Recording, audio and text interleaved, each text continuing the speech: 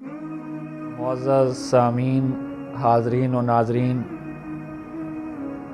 اللہ رب العالمین نے رمضان المبارک کے اندر قرآن عظیم کو نازل فرمایا اور پھر پورے قرآن کے لیے اللہ رب العالمین نے فرمایا کہ میں نے اس قرآن کو شب قدر میں نازل کیا۔ اب یہ جو شب قدر ہے، اس کے بارے میں بھی حدیث پاک کے اندر آتا ہے کہ جناب رسول اللہ صلی اللہ علیہ وآلہ وسلم نے رمضان المبارک کے اندر پورا رمضان نبی علیہ السلام نے اعتکاف کیا۔ رمضان کے پہلے عشرے کے اندر شب قدر کو تلاش کیا، پھر رمضان کے دوسرے عشرے میں شب قدر کو تلاش کیا، پھر تیسرے عشرے کے اندر جناب رسول اللہ صلی اللہ علیہ وآلہ وسلم نے اعتکاف میں شب قدر کو تلاش کیا، تو اللہ رب العالمین نے وہ شب قدر نبی علیہ السلام کو عطا فرما دی۔ بعض روایات کے اندر آتا ہے کہ نبی علیہ السلام کو شب قدر کا جو دن ہے وہ بھی بتا دیا گیا تھا کہ کون سا دن ہے، کون سی رات ہے، لیکن آتا ہے کہ نبی علیہ السلام یہ بتانے کے لیے مسجد نبوی کی طرف آ رہے تھے کہ راستے میں دیکھا کہ دو آدمی لڑائی کر رہے ہیں۔ اللہ رب العالمین نے نبی علیہ السلام کے دماغ سے اس جو تعیین تھی اس کو اٹھا لیا، اور پھر نبی علیہ السلام کو اللہ رب العالمین کی طرف سے یہ حکم ہوا کہ شب قدر کو طاق راتوں میں تلاش کرو۔ اب طاق راتیں کون سی ہیں؟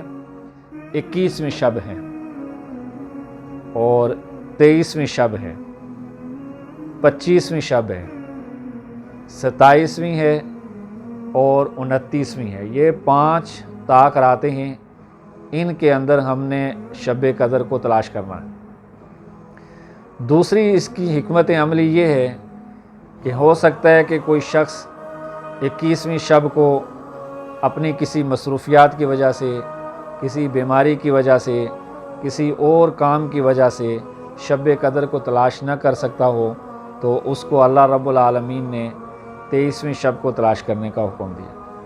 23 کو کوئی نہیں کر سکتا ہے تو 25ویں شب کو، 25 کو نہیں ہے تو 27ویں شب کو، 27ویں نہیں ہے تو 29ویں شب کو۔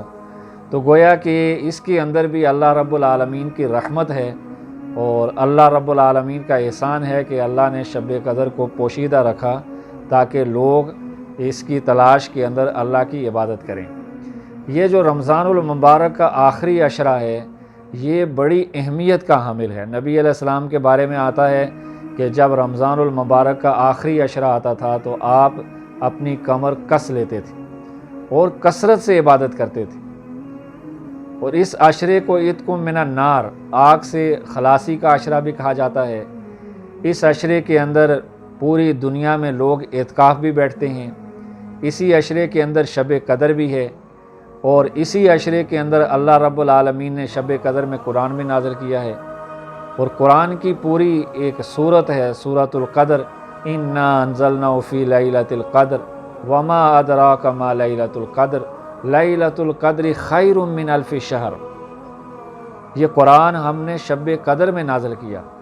وما ادراک ما لیلۃ القدر، اور تمہیں کیا معلوم کہ لیلۃ القدر کیا ہے؟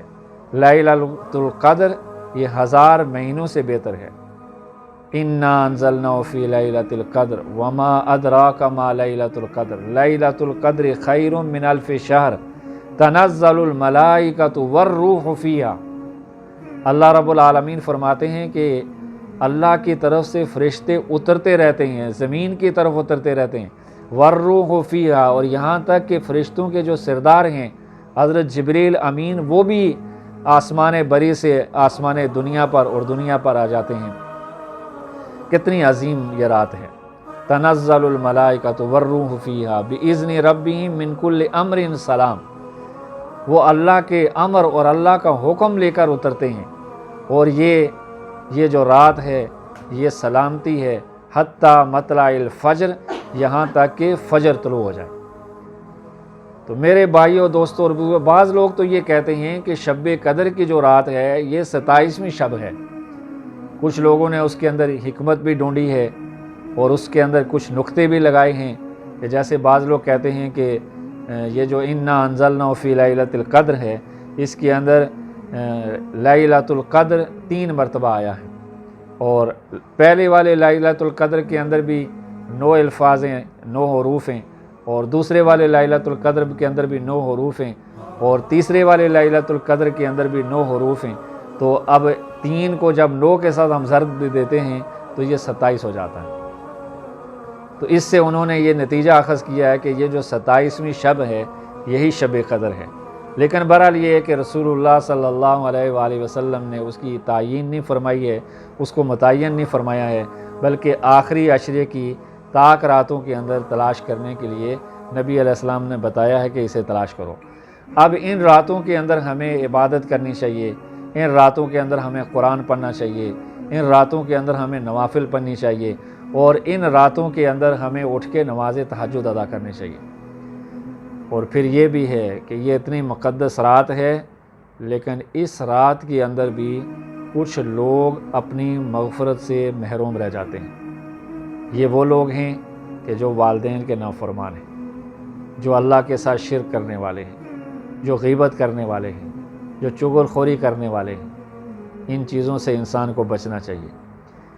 حدیث پاک کے اندر آتا ہے کہ ایک دفعہ جناب رسول اللہ صلی اللہ علیہ وآلہ وسلم خطبہ دینے کے لیے مسجد نبوی میں تشریف لائے، تو آپ نے مسجد نبوی کے جو ممبر ہے اس کی جب پہلی سیڑھی پر، پہلے زینے پر قدم رکھا تو جبریل امین آئے اور نبی علیہ السلام نے آمین کہا۔ جب دوسری زینے پر قدم رکھا تو بھی نبی علیہ السلام نے آمین کہا۔ جب تیسری دفعہ تیسرے سٹیپ کے اوپر اور تیسرے زینے پر نبی علیہ السلام نے پاؤں رکھا تو پھر بھی آمین کہا۔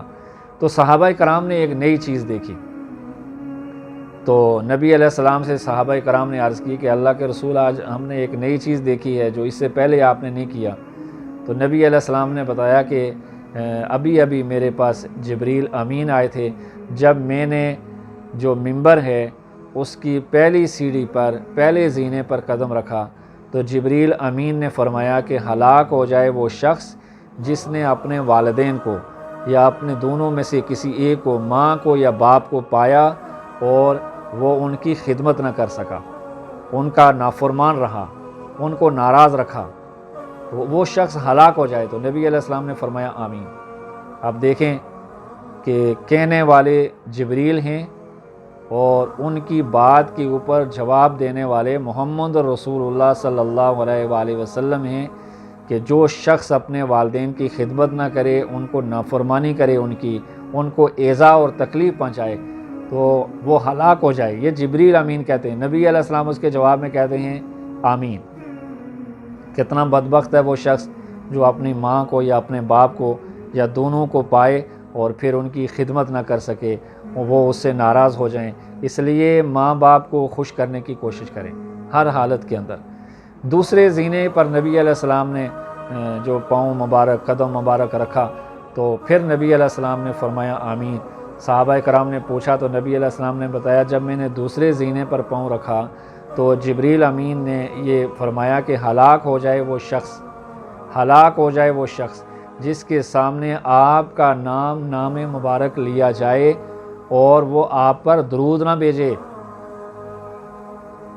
اللہ کے بعد دوسرا رتبہ جناب رسول اللہ صلی اللہ علیہ وآلہ وسلم کا ہے۔ اسی لیے کسی شاعر نے کہا لا یمکن ثناء کما کان حقہ بعد از خدا بزرگ تو ہی قصہ مختصر۔ جب بھی رسول اللہ صلی اللہ علیہ وآلہ وسلم کا نام آپ کے سامنے لیا جائے، آپ کی کانوں کے اندر رسول اللہ صلی اللہ علیہ وآلہ وسلم کا نام پڑھے تو محمد رسول اللہ صلی اللہ علیہ وآلہ وسلم اس کے جواب میں آپ ضرور کہیں۔ اس کے اوپر اللہ رب العالمین انسان کے 10 گناہوں کو معاف کرتا ہے اور اس کے نامہ اعمال میں 10 نیکیاں لکھ دیتا ہے۔ تیسرے زینے پر نبی علیہ السلام نے جب قدم مبارک رکھے تو پھر فرمایا آمین۔ تو اس کے لیے نبی علیہ السلام نے فرمایا کہ جبریل امین نے جب تیسرے زینے پر میں نے پاؤں رکھا تو جبریل امین نے کہا ہلاک ہو جائے وہ شخص جو رمضان المبارک کے مہینے کو پائے اور اپنی مغفرت نہ کروا سکے۔